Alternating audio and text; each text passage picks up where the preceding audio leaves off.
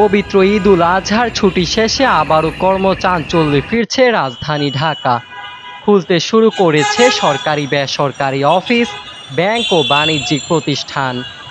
শহরের সড়কগুলোতেও বেড়েছে যানবাহনের চাপ।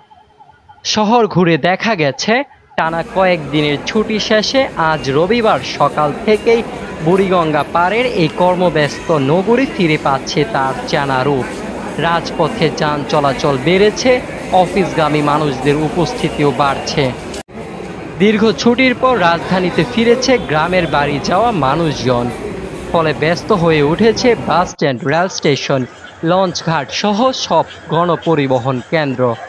এমনকি মেট্রো রেলেও ঈদের পরের কর্মদিবসেই যাত্রীদের উপস্থিতি চোখে পড়ার মতো ছিল।